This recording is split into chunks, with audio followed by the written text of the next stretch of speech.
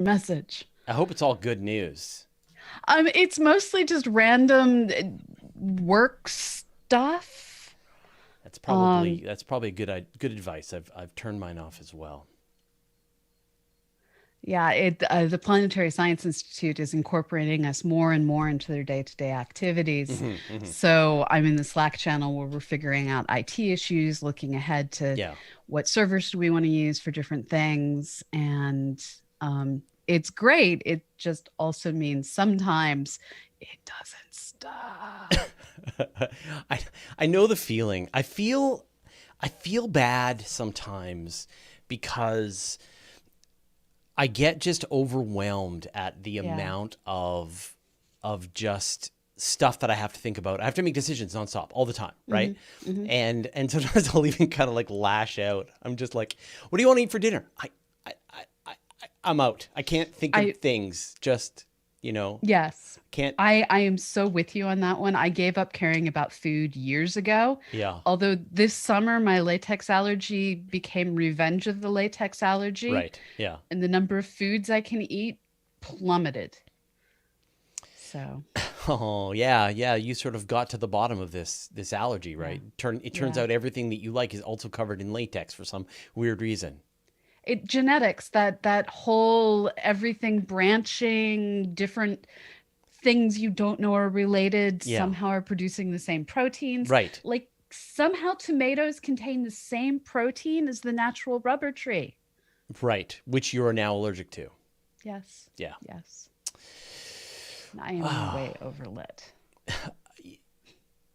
One, and I'm totally differently lit. So I've hooked up my DSLR as my web camera now. Yeah. So hold on, you can't see it, but this is what it looks like. So you can sort of see the difference between us. Oh, you look like you are in the smoke that is outside of your Yeah, I'm house. not. It's the I haven't messed with the white balance of my camera yet, so Okay. we're not there yet. But I still am. I like playing around with having that as a webcam, so I'm just going to be able to mess with the white balance, and I should be able to figure it out. Did you So, did you see the trailer for the new Dune? Dune movie? Yes. Yeah. Yes, Yes, I please. have gone down so many rabbit holes, so many rabbit holes. Yeah. That was my favorite book growing up until I started reading Orson Scott Card books because I didn't know yet that, Yeah. like, yeah, Yeah, it's funny. Logan's actually reading the second Speaker for the Dead right now, yeah. and I'm like, dude, just remember, and sort of told him the whole story of Orson Scott Card and sort of that. But yeah, yeah, it's unfortunate, but I guess it's sort of the whole J.K. Rowling question as well. Yeah. Sometimes you find yourself in love with the art but not the artist. Yeah, So, my theory on that is only buy used art at that point. So, I think it's possible to separate the art and the artist. yes, I just that's where the whole like only buy used books comes in and stuff. Oh, I So, get you. Right. yeah. Haha, you've hacked the system. Yes. Yeah. I want to hack my lights though. Can you hold on a second while I switch which lights are in Sure, the action? audience. I'm sure the audience is fine with that. I'm going to say hi to them. I forgot to do that during the Okay. weekly space hangout. So Oh hello to no. Andy Cowley, Beth Johnson, Bill Smith, Cherry, Shay K, Chris Adams, Corey S, Daniel McCool, Dustin Haskins, Guido Bibra, Ian Farquhar, John Suffill, Justin Proctor, Yorn Albert, Caillou Wen, Kylie Cerna, Matt Shaw, Mrs. Net, Miss Scooper, Nancy Graziano, Paranor, Paul Gracie, Rich Wilson, Sir Goosey, Sick James, Steve Heistand, Tall Paul, Did You Want You To, and Zap and Zap. And hey, everybody. Welcome to the first episode of the new season of Astronomy Cast. We already have lots of good shows already planned out. And so I hope you guys will all enjoy what the new season brings. It's going to I'm not be sure I made this better or worse. doesn't matter. It's just audio. It's a podcast. It's true. I still get people sort of shocked and surprised to see me and to know what I look like. I'm just like, I listened to you for 10 years. I never knew. And then I saw a picture of you and I always thought you looked like and then they say somebody else. They imagine Yeah. to be some small little high energy guy, as opposed to, what I actually am is. I was confused when I first met you. I have to admit that. Really? Okay. You Yeah. look more like your voice now than you did originally with your weird curly hair. Your hair is great long. Your hair is great super short. The Yeah. in between. Yeah. Not so good. Yeah. But yeah, anyway, so it's funny. It is always so funny how people, we have no control over how people interact with all of our content, right? And so all we can do is just be in all the places and hope that somebody enjoys some portion of it. Like I mentioned the podcast that we do in the newsletter, and people are like, "You do a podcast?" I'm like, "Come on, yes, I do a podcast." Well, haven't you had people claim that you're plagiarizing yourself with? Yeah, that's my favorite. Yeah, I have people claim. We've started getting the same takedown notices with Daily Space that you get for using NASA content. Have fun with that. Yeah. So hold your ground, because they are they're so wrong. And I'm like really a little snippy about it. So I'll say, like, are you claiming to own the rights to video from NASA? Is that what you're saying? Yes. Is that the Yes, claim? Is that the legal claim that you're making? And they always back down. And even if they don't back down, like I'll walk, because obviously they're in the wrong and they need to be punished. Yes. So, all right. What do we do? I think I'm going to say hi to the people on Twitch now that I am not disgusted by my lights. Okay. And I forgot to start my audio software, so I'm going to start it opening while I say hello to Paranor, Planetary Pan. More Planetary Pan. Wait, Scrolling. Beth Johnson is in our feed as well. She's all the places. All the places. She is all the places. Keeper of Maps, Serotonin Junkie, Nightbot. Nightbot is present all the places. That's it so far. Those are the only people who've talked to us over on Twitch. All right. So let's do an astronomy cast. All right. I am pressing record. It is asking for an episode number. 577. Dang. We're going to hit 600 this year. Neat. All right. An arbitrary number. Okay. Not recording. Why is it not recording? Dear audio. One moment.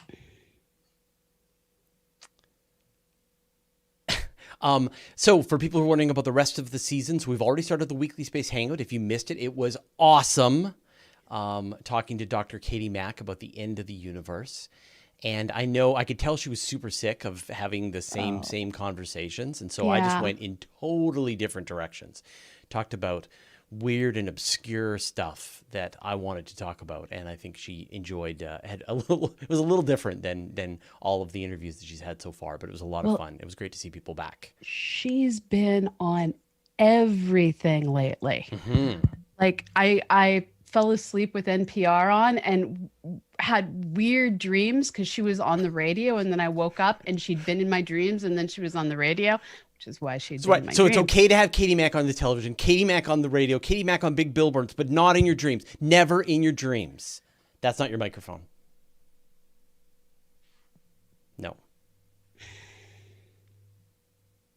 It is for my recording. Well, that's fine. It says it's my microphone. Sure didn't make a sound when you tapped it. Whoa, that's weird. It did make a sound. It's got some kind of noise canceling or something? Zoom does. Huh. Yeah. Zoom. Okay. So, and then I've got the next open space is starting up on Monday. Some people liked the open QA with me. Some people like the guests. So I've decided just to do both. So we're going to have I'm going to have a QA every week and a special guest every week. And I'm thinking the special guest is probably going to be at random times that are convenient for the guest. Yeah. Because I have a lot of guests who are in Australia or guests who are in Europe, and it's really tough to do a set time. So I'd rather just, some people, you're out of luck if it's nighttime while we have the guest, but that way people can see them. And then we were going to start the virtual star party on Saturday night, but because of the wildfires, we've pushed it back a week because just like none of the telescopes are going to operate. Now, is Vancouver Island still doing okay? We're fine. Yeah, we've had a very wet summer, so we haven't had. This is like the first season that we haven't been on fire. So. Oh, the world we live in. Yeah, exactly. All right, I'm ready to press record. Are you ready now to press record? I've been recording for a minute. Maybe you want to start again. For a hot minute. Do you want me to restart? Just so we're easier to synchronize. Okay. Whoa. For I clicked Richard. in the wrong window and it complained. All right. I'm pressing record in 3, 2. It is recording. I'm also recording. Hi, Richard. Hi, Richard. Welcome back. All right. Astronomy Cast, episode 577, Mars in Opposition. Welcome to Astronomy Cast, our weekly facts-based journey through the cosmos, where we help you understand not only what we know, but how we know what we know. I'm Frasier Cain, publisher of Universe Today, and with me, as always, is Dr. Pamela Gay, a senior scientist for the Planetary Science Institute and the director of CosmoQuest. Hey, Pamela, welcome back from summer hiatus. I missed you. Thank you. I've missed you too. Although I have to say, it feels like we're like experiencing March 200 instead of September at this point. Time has no meaning. It doesn't. Yeah. It really has no meaning. It's a snake in a circle eating its own tail, made of everything and nothing all at the same time. Yeah. I don't know whether I'm coming or going. The days just blur, and yet time just takes forever. When do I get my vaccination? You know what I want to do? Oh, I was thinking about this. You know what I really want to do? I want to go places and see people. Yeah. That's what I really want to do. I want to have gone from having that amazing experience in January where we were together in Hawaii for the AAS meeting. Yeah. And towards the end of that meeting, we were starting to talk about the news about this strange illness in China. And I remember the Thursday night talking with a couple of my friends at the conference about, okay, I just want to get home before the illness makes it to Hawaii. Yeah. And I had no idea that 9 months later, this would be our life. Yeah. Still. Yeah. No, I had my suspicions, but and now we do feel like we're closing in now on the final stretch, that more and more vaccines are coming into the final stage of trials, and there's going to be some kind of rollout, but I really hope that herd immunity will start to get kicked in and we can start to see the end of this, hopefully during this season. So we will. And herd immunity from vaccines. Yes, thanks to, yeah, exactly. Yeah, not from just everybody getting sick. So we have to be specific. Yeah, so I'm hoping we will see the end of it during the season, and regular life will return. This is season 14. Our show is a teenager, and I feel that having a very cranky year is consistent with going through our teenageness as a podcast. Thank you for reminding me what season this is. All right. Every 2 years or so, Mars lines up nicely with the Earth. It takes only 2 minutes to communicate with the rovers. You can see the polar ice caps in a small telescope, and it's the best time to send your spacecraft to the red planet. And also, I guess, Mars opposition, that's when your Mars horoscope is really good. Is that how that works? I have no idea. I don't know either. Maybe that's Mars in retrograde. Or is that an unlucky They can time? happen at the same time. Mars in retrograde and in opposition. Yeah, I guess they can. That's true. All right. So we're going to talk about how Mars in opposition is a really like the best time for Mars. That's when Mars really takes over the night sky and shows us what it's got. But what is Mars in opposition? So technically, it is that moment in time when you have the sun, the Earth, and Mars precisely lined up so that at midnight on Earth, Mars is at its highest possible point in our terrestrial sky. And if you were to look at it from space, what would they look from above? Like if you were looking down on the solar system and you were looking at Earth, Mars, and the sun, what would you see? a line. They're just nicely in a line. And there's some years where, because Mars' orbit is a lot more elliptical than Earth's orbit, that we are noticeably closer. There's some years that we're noticeably farther apart. So back in 2003, there's a whole lot of hoopla because we were closer than Right. we'd been in hundreds of years or would be for Yeah. another 100 some odd years. Like 50,000, it was 50,000 years was the closest it had been, 2003. And at these closest points, we are more than 20 million miles closer than we are during opposition when Mars is at its farther points. So there is a substantial difference. Yeah. But in the grand scheme of things, Mars is still smaller than allows you to see it Right. as a disk without Right. really good binoculars or a telescope. But just to give people a sense of perspective, I mentioned this at the beginning of the show. It takes 2 light minutes to communicate with Mars, just over 2 light minutes right now. Well, like when Mars is in opposition. And so you can, you send your beep boop commands to your rover, and your rover goes beep boop and sends back its commands. And it's just like you're playing a video game with fairly reasonable times. But when Mars is... That's an old dial-up modem playing an internet Yeah, exactly. game. But it gets worse, right? On average, the time to transmit to Mars is about 12 and a half minutes. And at the very worst, when Mars is on the opposite side of the sun, it's more than 20 minutes. So if you want to send some piece of information to Mars, you've got to wait 20 minutes for the message to get there and then 20 minutes to come back. So the distances are really significant. And what's interesting is because it takes Mars 700 some odd days, Mars' year is 687 days to be precise, to go all the way around the sun. What we're looking at is every year the Earth has to go all the way around the sun. And because Mars is chugging along, we go all the way around the sun, and now Mars is over there, and we're trying to catch up, and we're Right. trying to catch up, and we're only able to catch up every 2+ years. Right. And when we finally catch up, it's this grand observing time. But right before we finally catch up is the launch window to Mars, which Right. is a very important thing. Yeah. Right. So let's talk about the observing, and then we'll talk about the launch window. So, Okay. if you've just with the unaided eye, without a telescope, Mars is super obvious in the sky.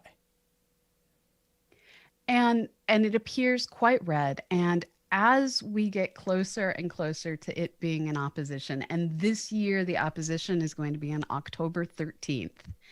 And as we get closer and closer to opposition, it's going to actually appear towards the end of this month, September, to be brighter than Jupiter. Wow. And at that opposition, it is going to not only be brighter than Jupiter, but it's going to appear to be 22.6 arc seconds across, which is still really tiny. Too small to see with your eyeballs. But this is starting to be like the size of some of the craters we reasonably look at on the moon. It's 1/82nd the size of the moon at this point. Right. And the alignment in time is such that we have that Mars at opposition on October 6th, and on October 3rd, when Mars is basically as bright as it's going to get, basically as big as it's going to get, a couple of days don't make a huge difference.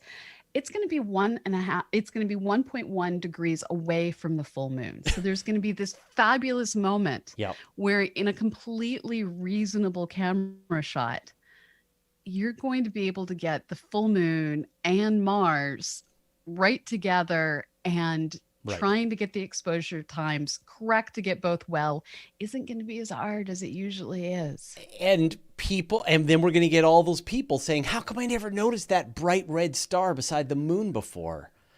When, people don't understand that the moon moves, Mars is getting brighter and dimmer, that's not a star. It is the moon, though. You got the moon part right. But there's a shocking number of people who don't realize that the moon isn't in the sky every night. I know. And then the moon changes through its phases. Yeah, Yeah. people, I guess, just don't look up. Normally, when interesting things are happening and the full moon is out, the full moon rains on the parade with its light. But in this case, Mars will be bright enough that no problem. Full moon, use your telescope, look at the moon, look at Mars. They'll both look great. And Saturn and Jupiter will also be up in the sky at the same time. Yes, and we saw those worlds go through their opposition during the summer. So this is really a great time to go out and observe planets. And given the observing conditions in most of the country, you can't see many stars. It's either cloudy for fall or smoky moony. because the west coast of North America is on fire. Right. But planets are going to be one of the few things capable of cutting through thin haze and thin smoke. Yeah. Yeah. The planets are so bright. Even in a city, if you've got any kind of telescope, now is your chance to see all of the best objects at their closest, brightest. Like really, like all the hits are going to be out in one night. Saturn, Jupiter, Mars at opposition, and the moon. This is the time. So let's talk about the launch windows then and why it's such a great time to send spacecraft to Mars. Now, this really comes down to we like fuel efficiency in our rockets. Fuel weighs a lot. And so the easiest way to get to Mars is to use what's called a Holman transfer orbit. And this is an orbit where it's highly elliptical.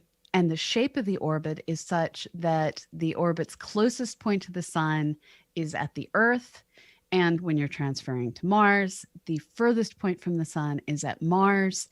And you need to launch when the alignment of Earth, Mars is such that you get to Mars orbit the same time Mars gets to that point in its orbit. Right. And you can do this for ideally, you want to be about 6 weeks before opposition when the Earth is still lagging behind Mars, waiting to catch up to Mars in the orbit. And there's a window, you change your velocity as needed, you change the shape of your orbit as needed, and that will get you to the right place at the right time. So right before opposition, we always see this grand lineup of spacecraft trying to make the window, trying to get themselves complete and launched and on their way to the world that is most likely to eat them instead of let them do science. Right, because if they don't, how long do they have to wait? They have to wait another 2+ years. Right. So if you miss your deadline, you've got to like wait with your spacecraft. Keep your team going for another 2 years. Yeah. So we're looking at the correct alignments occur roughly every 780 days. So it's a wait. It's a wait. Yeah, yeah. So this batch, the 2020 Mars opposition batch, who went to the red planet? So we saw Hope launching from an Arab nation. This was the first time that had occurred. We had Tianwen-1 and, of course, the Mars 2020 rover with its helicopter. And I've got to say, no mission has previously filled my inbox with the verve of the Mars 2020 system. Have you gotten used to spelling its pet name, Perseverance? I'm in the camp of calling it Percy. Percy. Oh. Percy. So it's sever, ants. That's how I do it. Sever, ants. But sure, Percy. Yeah, fine. Call it Percy. Why not? And if you're not following the Mars Percy Twitter account, it is delightful. Now, is that the official one or like No. one of those hilarious, like, Yes. Oh, okay. Like the sarcastic Rover Yeah. Twitter feed. It is truly delightful Yeah. following the journey. And they're keeping up with the science fairly nicely. So what do we know about these missions? I mean, it's great, right? Was it is it the UAE? Yes, the United Arab Emirates. Yeah, UAE and China, the Tianwen and the Perseverance. from NASA. 3 different, and there could have been a fourth, but somebody didn't make their deadline. Yeah, that would be the Rosalind Franklin rover from the European Space Agency. They were working to land a heavy rover for the first time, and getting the parachutes right is really hard. And they did everything they could to try and hit their deadline, but they decided they would be better off and their spacecraft would have a better chance of survival if they just held back one more cycle and, well, tried again in 2023. Yeah, we could see that one coming. They were having a lot of trouble with that parachute system. It's a very similar parachute system to the one that Curiosity and Perseverance were using, and they were pretty sure that they had it all figured out, and then they were just having more and more trouble just making the whole system work. And they do these really great high atmospheric tests where they'll take the spacecraft up on a suborbital rocket, they'll release it at the right model of the spacecraft. Yes.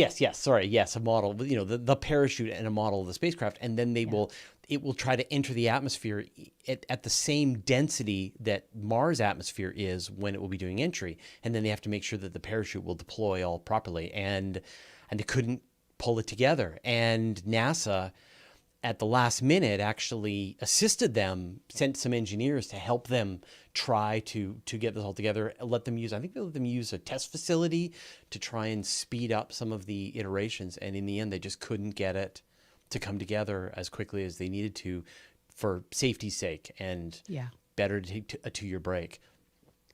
And it's one of these things where it's a really hard call to make. I know that I remained heart pounding about including that helicopter, which was very much a last minute decision in terms of the timeline to build a spacecraft. Yeah. But the way that I'm trying to look at it is Percy is built on the same frame as Curiosity, the same basic infrastructure with updated instrumentation.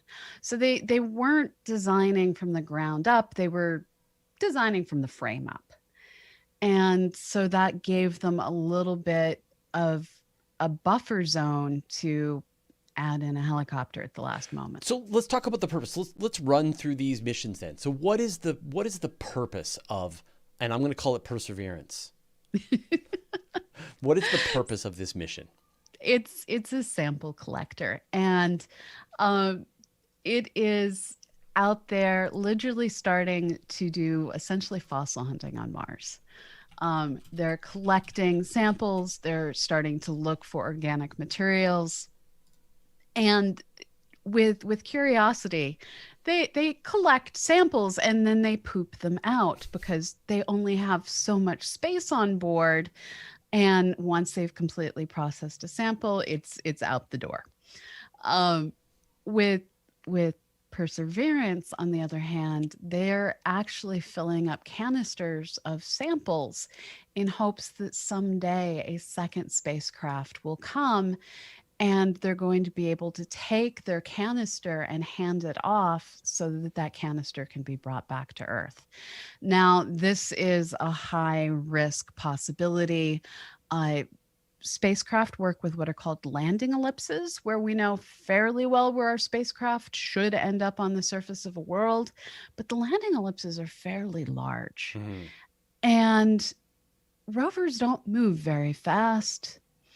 So it becomes an issue of, will we eventually be able to safely land a return vehicle close enough to Perseverance to collect the sample and then bring the sample safely back to Earth? So there's the landing close enough, there's the doing the handoff, and the returning all the way back to Earth are all high risk. But that is one of the ultimate goals. The helicopter is actually just a test of concept. It doesn't have a lot of science planned for it. They basically want to see, does this concept work? And it's not a quadcopter, people. It's an actual bona fide helicopter with that. But it's got 2 rotors, right? Yeah. It's got central rotor, balancing rotor, essentially. Right. And it's actually pretty big. Like it's not like a tiny little quadcopter. Like I think it's like feel like it's like several feet across. Like it is a large vehicle. You have to have a really big propeller when the atmosphere is Yeah. that thin. So the body, the basically propeller to mass ratio, um, is very different from what we have here on Earth, where we're used to propellers that are roughly the same length as our helicopters. Here, the propeller is substantially bigger than the body of the helicopter. When does it, when will it get there? I didn't write that number down. Do you happen to know that I number? don't, actually. Hold on. Oh, Richard, we're sorry. We're sorry, Richard.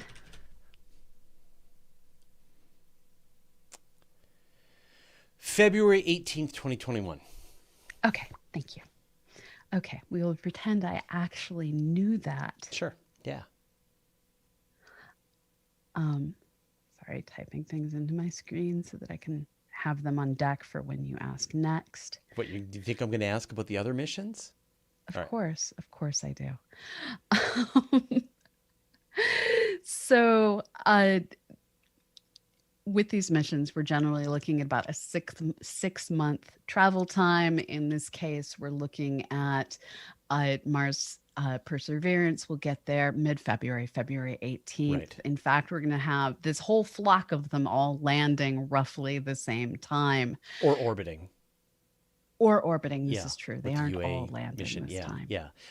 So, and I mean, the thing I really love about Perseverance, I mean, you talked about the samples that it's going to be retrieving. I mean, NASA has been building this case for the search for life on Mars. They've been following the water.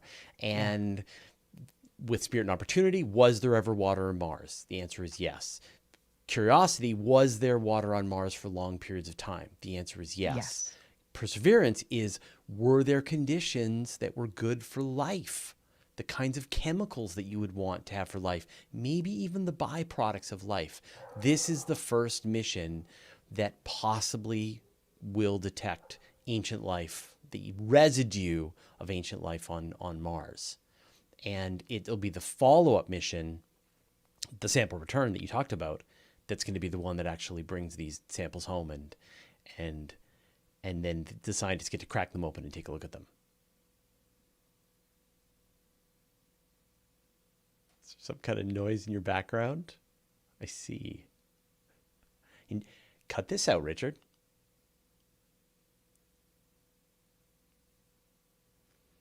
Is it an air conditioner come on? No. Is it somebody upstairs running his music? No, it was Eddie barking at the mailman. All right. All right, so we know what Perseverance is going to do, and the helicopter. The helicopter is, as you say, it's an experiment, right? Like they're not. Yeah. They're not going to depend on a ton of science. What will the helicopter do? It will flit about. There will be a handful of attempts to flit. It's aiming to go tens to hundreds of meters. But this isn't going to be a way that they greatly increase the distance that the rover is able to travel. This isn't a way that they're going to scout ahead, although that would be cool. And it wouldn't surprise me if they decided to use it to scout ahead.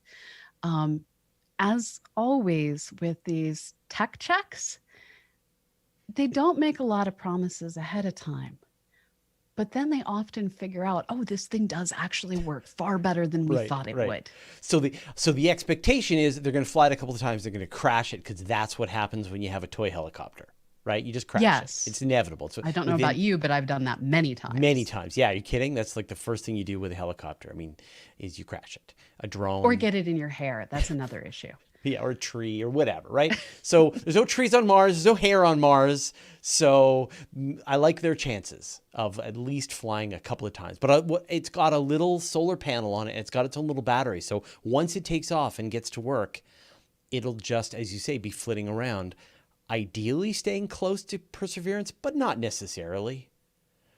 There's comms limitations, right? But that's about it. It's really kind of cute and cool. But for as cute and cool as this is, a pack of lightweight flying helicopters like this for future missions, or for even human explorers to fly around and provide some kind of external scouting, will be incredibly valuable. Because right now, when you think about the rovers, they're just on the ground, they're looking around, they see what they can see from their perspective. They can't see that rock that's just over that hill. All they can see is what they can just see, and what the satellite pictures will show them. So that's great.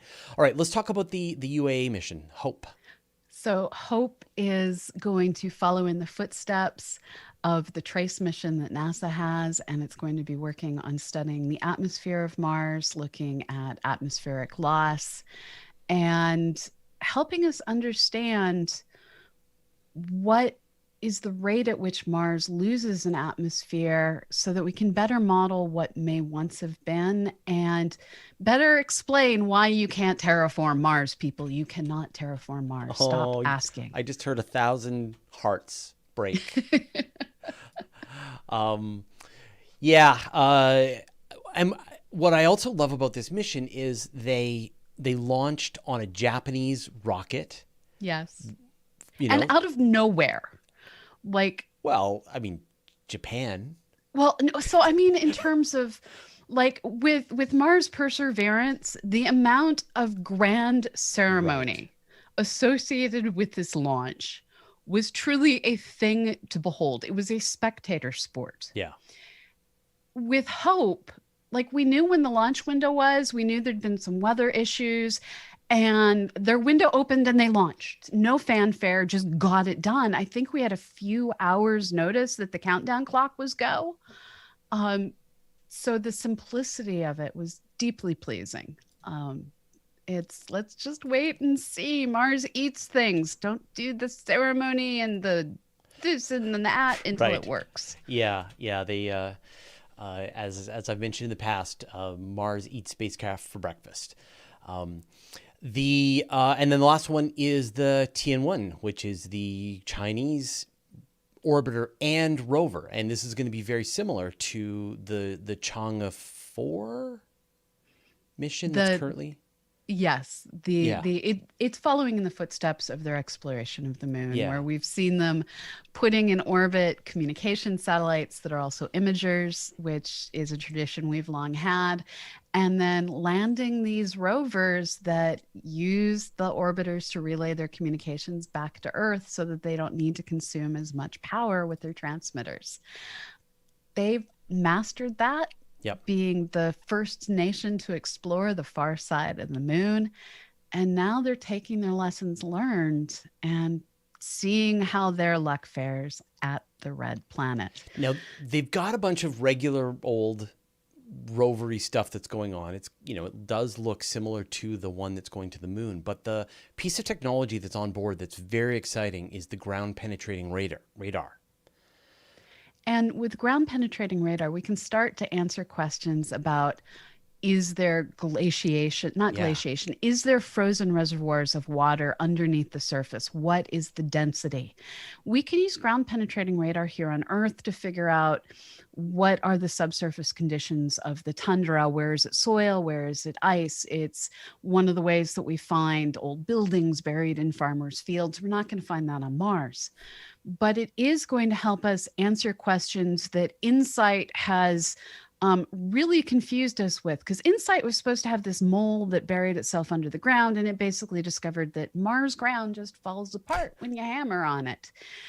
With the ground penetrating radar, we're going to start to be able to see what is the density, the structure of this soil as a function of depth, and start to understand, is this just layers of built up sand mixed with ice? Is there bedrock? Where is it? Is there ice? Mm-hmm. It's super exciting. Yeah, the thing that we saw, I don't know if people remember, there was this study that came out from the Chinese Space Agency about 6 months ago, maybe, where they were talking about that the rover or the lander on the moon was able to see down into the regolith and see how deep the regolith goes, and how it turns into just larger and larger jumbles of rock until it turns into the bedrock, and it's quite deep.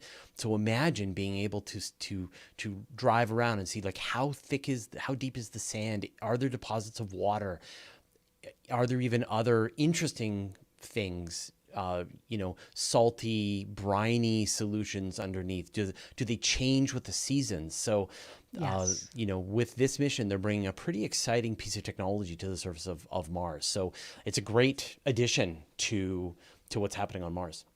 And I just like, I know this is probably never going to happen, but it would be amazing if they just happened to find gorgeous lava tubes that are beautifully empty right next Right. to all sorts of underground cool deposits that we can eventually imagine going and exploring. And the likelihood of something like that is like zero, but that But doesn't to make see it one that's actually pristine, zero. like Yes. not with the roof cracked open.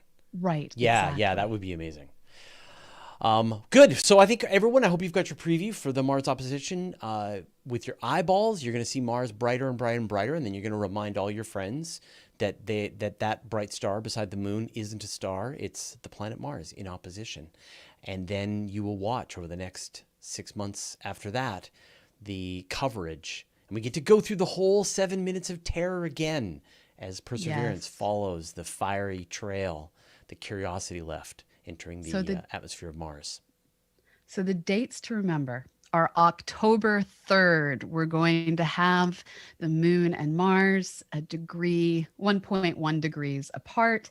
And on October 6th, if you want to drag people out and have a reason to look up, well, that's when Mars is at opposition and will be straight overhead at midnight, latitude dependent. And then February 19th will be the landing for Perseverance. 18th? Excellent. And we will bring it to I'm sure you we'll bring it to as you we live. can. We did the last one. I'm sure we'll We do this one as did. well. Yeah. Right on. Well, Pamela, I'm looking forward to watching Mars Opposition 2020 with you and the rest of our fans over the next 6 months. So everybody enjoy, and we'll see you next week. Do you have some names for us? I do. Thank you for the reminder, and thank you all for staying with us through the summer. You are the reason we're able to do everything that we do. So to our Patreons at patreon.com/astronomycast. Thank you to Harold Brandenhagen. Thank you to Daniel Losley. Thank you to Omar Del Riviero. Thank you to Marco Irasi. Thank you to Brian Kelby. Thank you to William Lauer. Thank you to John. Thank you to Dustin A. Roth. Thank you to Mark Stephen Rasnack. Thank you to Michelle Cullen. Thank you to Jeremy Kerwin. Thank you to Bruno Letts. Thank you to J. Alex Alexanderson. Thank you to Tim Garish. Thank you to Andrew Hamsworth. Thank you to Arzo Latz Hall. Thank you to Mark Grundy. And thank you to Aran Segev. Thank you all. You keep this show going. And we'll see you all next week. Bye, Bye, everybody. everyone. And then they saved. Yep. 577. Yep.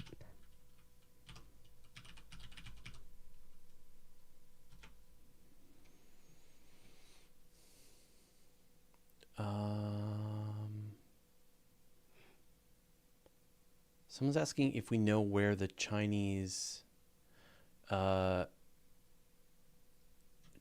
sites in Utopia Planitia for the Zaphan's asking where Tianwen is going to land, and we've got 2 sites in Utopia Planitia have been suggested.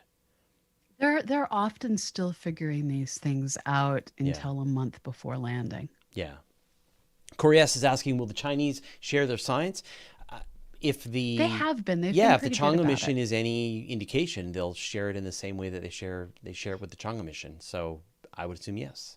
In fact, with the Chang'e mission, they were really quite good, and like I have been following.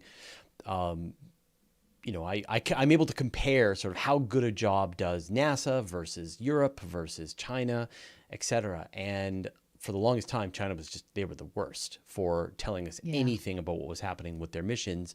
You would get some news announcement on state media, and then we would all have to try to translate and figure out what was going on.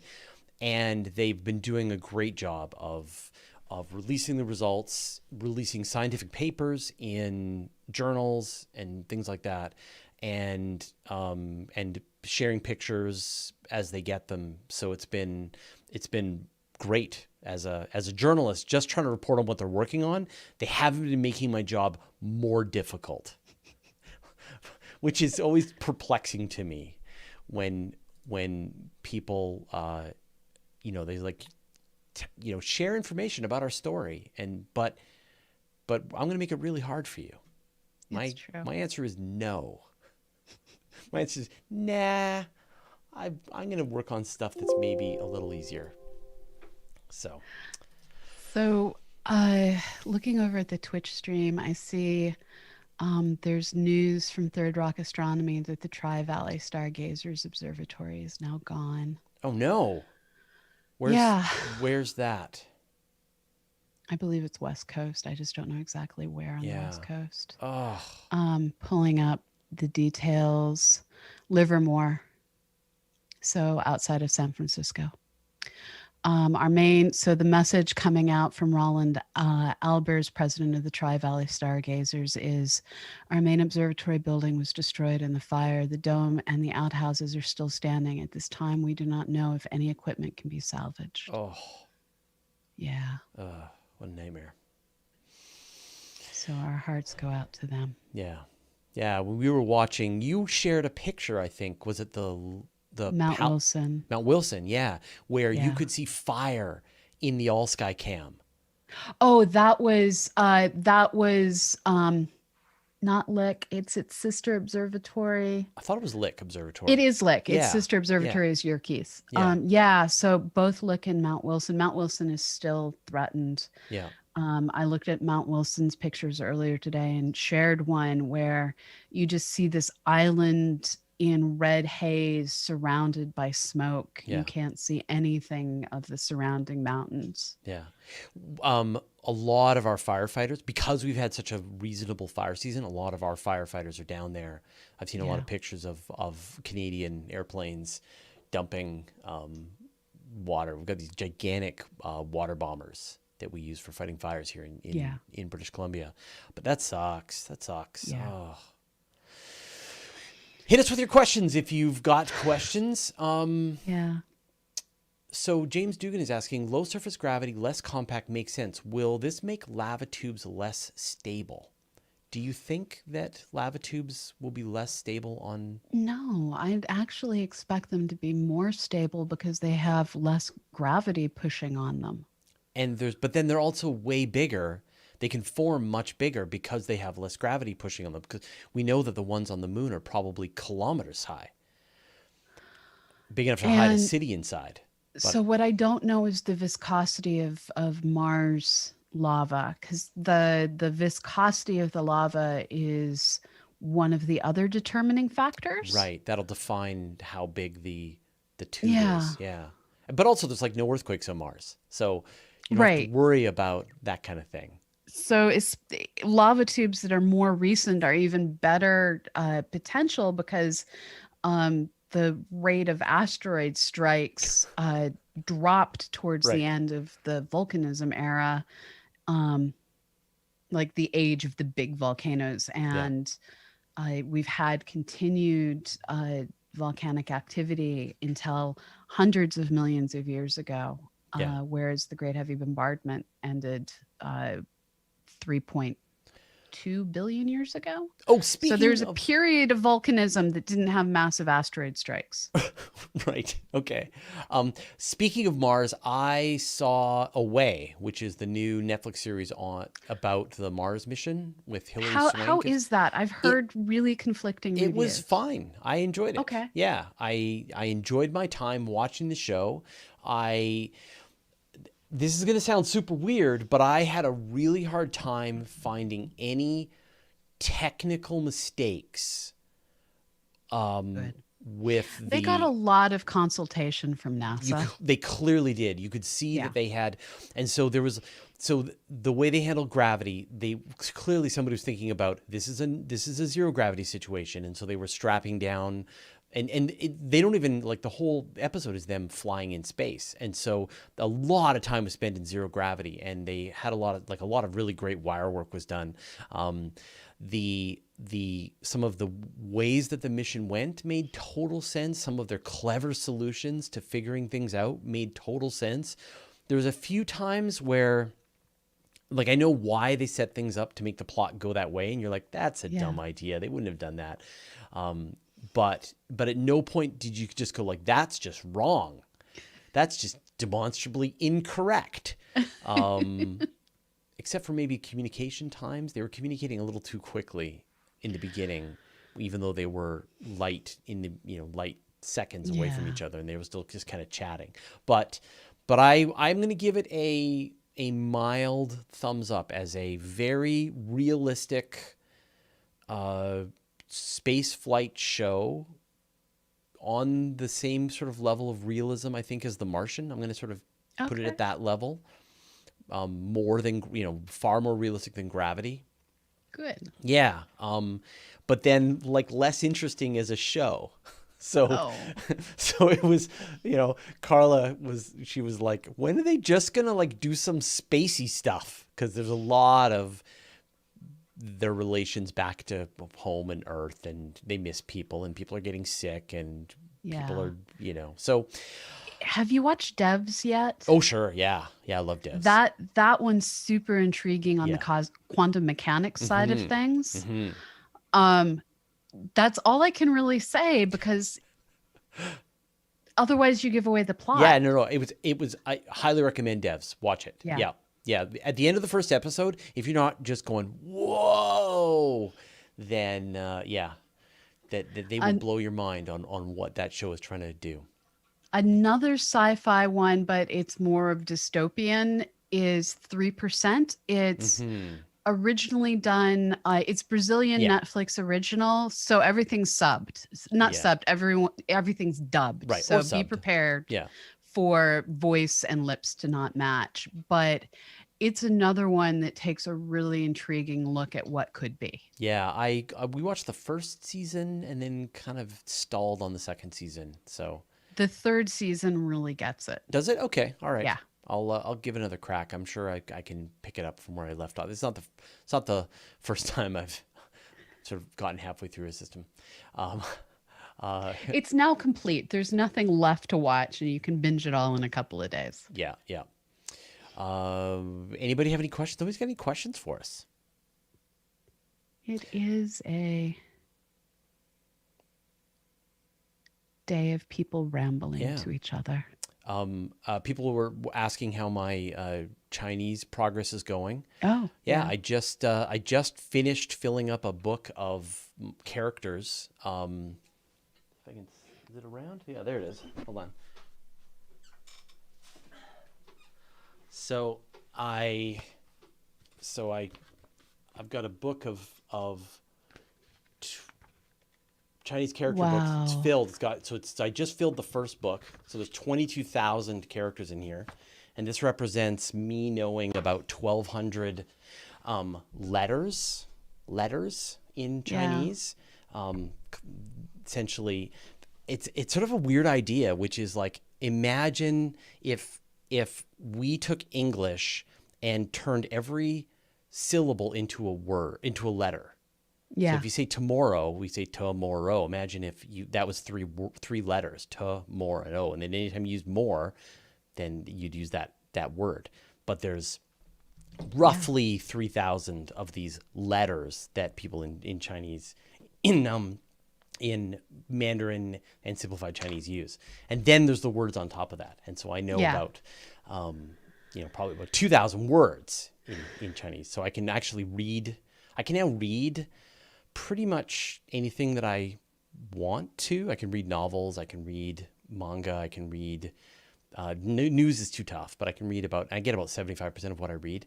Listening is just terrible. I cannot understand anything that's being said. for me to be able to listen. I mean, a little bit. I get it when people say hello and things like that, but Yeah, it's definitely a journey. one of the things that I've been debating is I noticed that Rosetta Stone is currently having their lifetime memberships at a drastically reduced cost. Yeah.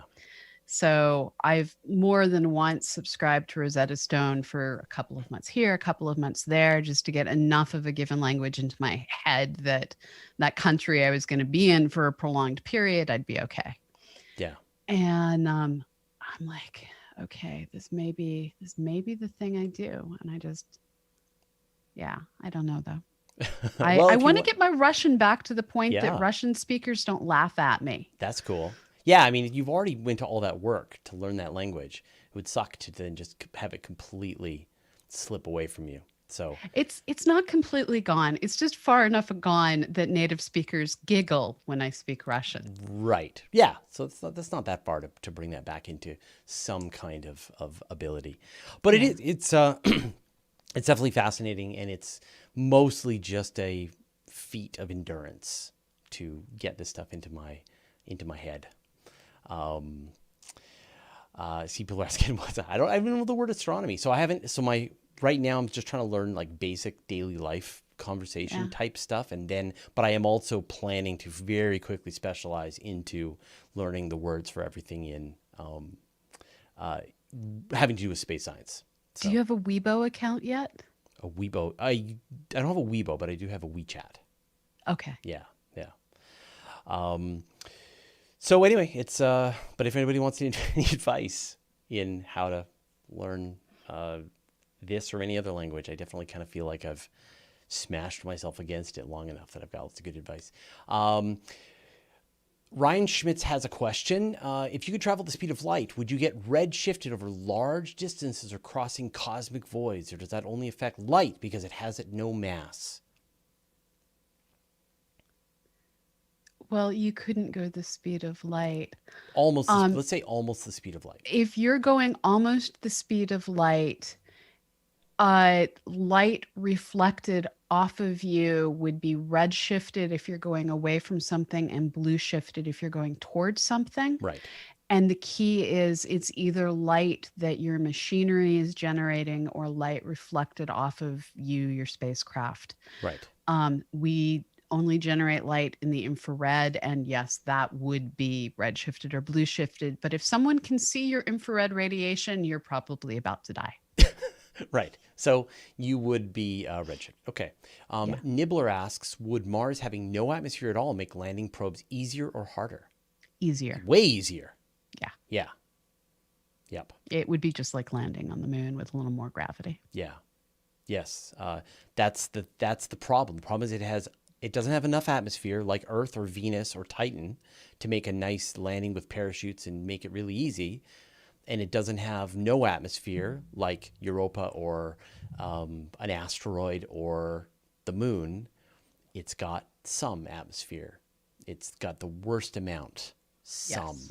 So, all right. Well, I think we've reached the end of our hour. Man, it's so good to be back in the recording seat, and it was super fun to do a new show with you, Pamela. And we have the coming weeks all planned out. We're going to start with isolated white dwarfs, how you get them, what they are next week. Yep. And then start a slow and steady voyage through the dead stars. Yeah. Right on. All right. Well, we'll see you all next week. Thanks, everyone. Bye.